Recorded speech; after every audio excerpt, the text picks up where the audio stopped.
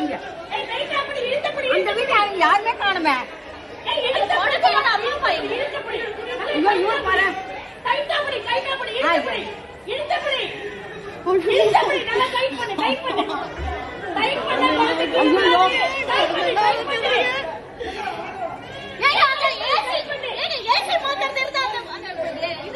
அது வந்துட்டார் அது வந்துட்டார்.